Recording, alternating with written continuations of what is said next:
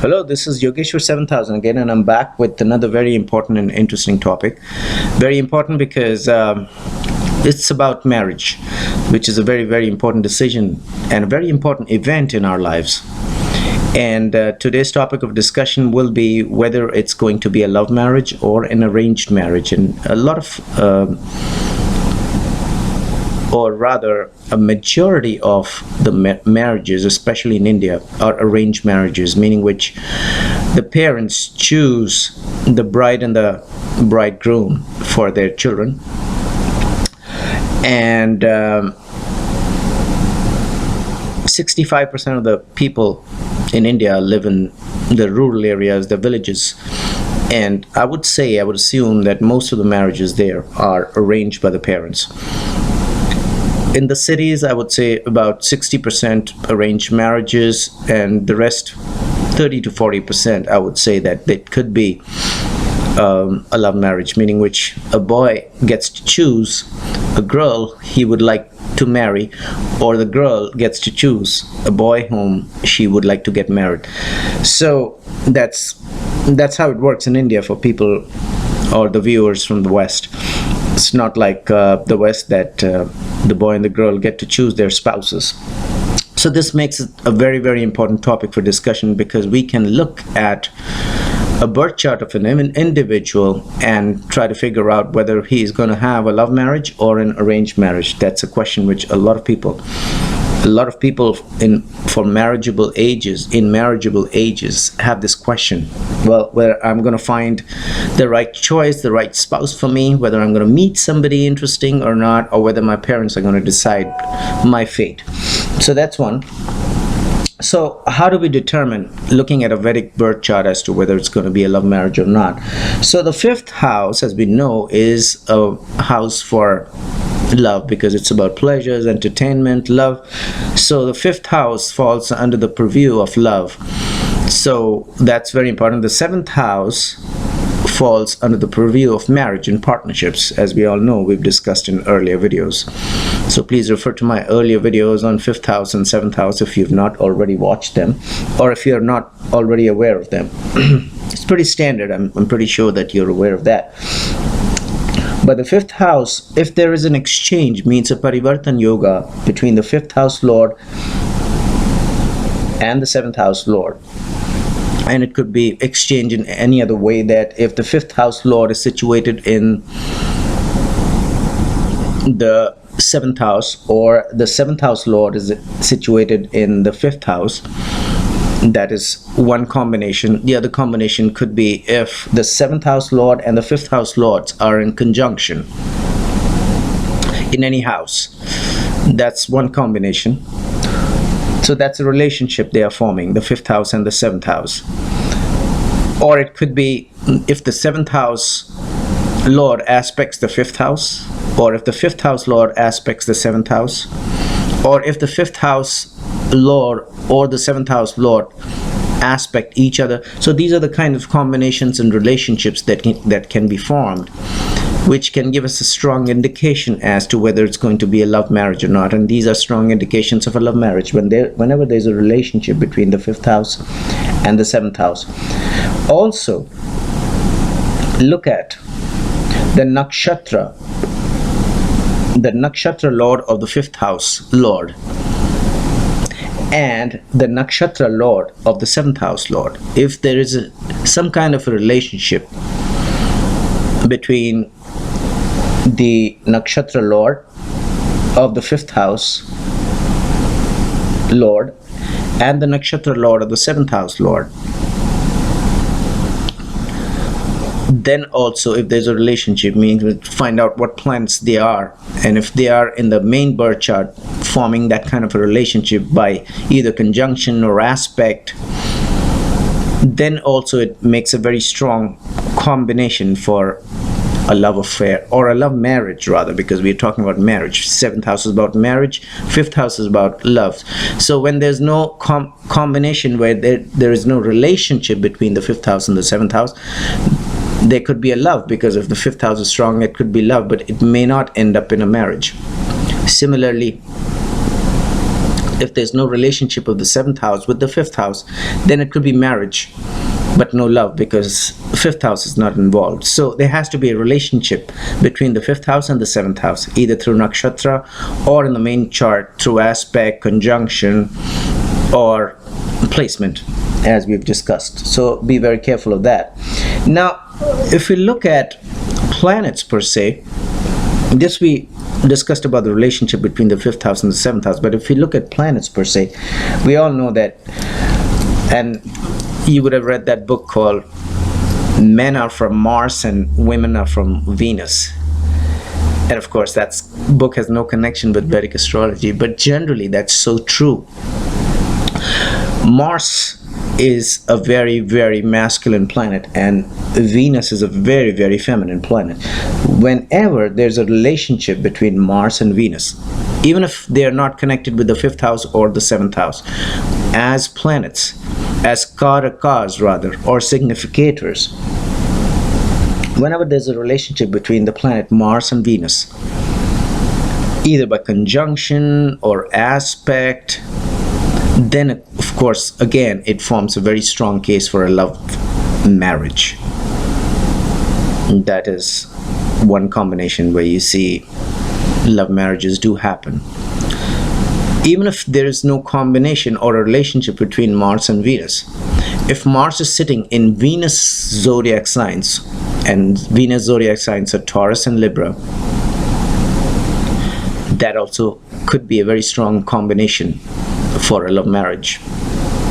Or if Venus is sitting in the zodiac signs of Mars, which are, as we know, Aries and Scorpio, then also it makes a very strong combination for a love marriage. Here I would say that since the 7th house may not be involved, so it may be forming a good combination for love affairs and may not end up in a marriage, because Mars and Venus conjunction or relationship or aspect or any kind of a relationship, if the 7th house is not involved, may make explosive love affairs but may not end up in marriages. However, in case there is a connection with the 7th house, it may end up in marriage as well. Now, another point to discuss here, Venus is a karaka for marriage. So even if there is no relationship of the 7th house here, it could still end up in a marriage. So you have to look at it both ways. But in a girl's chart, Venus is not a karaka for marriage, Jupiter is a karaka for marriage. So if there is a Mars-Venus conjunction in a birth chart, and if 7th house is not involved, and if Jupiter is not involved, either by aspect or conjunction, then there could be an explosive love affair but may not end up in marriage. So these are little things which we have to remember, that in a man's chart, Venus is a karaka for marriage. In a woman's chart, Jupiter is a karaka for marriage. However, as a general rule, Mars and Venus form explosive love affairs. Now, also, one very important thing we have to see, when is there a break in marriage? Or, I'm sorry, when is there a break in a relationship? Meaning which there could be a love affair, but it may not end up in a marriage. What are those planets we have to look out for in a birth chart? That yes, you see that, you know, a girl and a boy are in a great relationship, a great love affair, but eventually it does not end up in marriage. And we just discussed it about Venus and Jupiter as karakas for marriage in a boy's chart and a girl's chart, but at the same time there could be other combinations which could break that love affair, which could break that relationship, which could break the possibility of the love affair culminating into a marriage. What is that kind of a combination? And that combination is whenever there is an aspect of whenever there's an aspect of Saturn on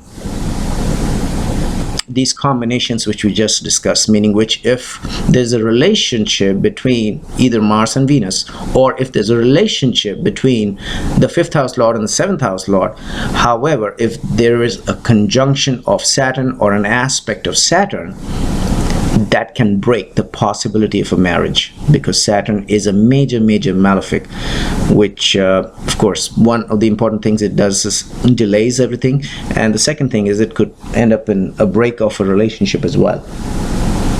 Similarly, Ketu is another very important, very malefic influence. Ketu's influence is extremely malefic as far as relationships converting into marriages are concerned. So look out for the combinations of love affairs we just discussed. Look out for whether they are going to end up in a marriage, and then look out whether there's an aspect of a malefic like a Saturn and Ketu, which is going to destroy eventually the relationship, or which will ensure that the love marriage may not happen, or the marriage may not happen, and there could be a break in relationships. So these two planets are extremely. Another planet which is also going to affect the break in a marriage, or a break in a relationship rather, because we are talking about love relationships culminating into a marriage, is Rahu. Another aspect of Rahu that also can be extremely dangerous. Now with Rahu, it's a slight difference here as compared to Saturn and Ketu. Rahu sometimes enhances the possibility of a love affair in case there is a conjunction of Rahu with Venus, or if there's a conjunction of Rahu with the 5th lord, depending on the placement.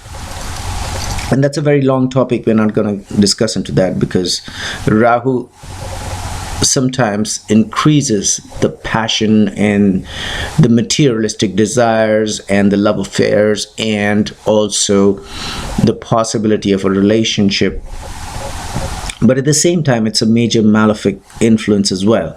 So one has to see where and how, in what zodiac signs Rahu is aspecting and what planets it's aspecting. So sometimes it can be a positive effect towards love relationships, but at the same time it can be a malefic influence which can break relationships as well. That has to be seen on a case-by-case basis on a horoscope. So please remember that. Another very important combination which we have to see after we have studied the relationship of the 5th house and the 7th house, and the nakshatra lord of the 5th house and the nakshatra lord of the 7th house, mutual aspect, exchange, and of course any aspect of Saturn, Ketu, or Rahu, or even Mars. I forgot to mention Mars.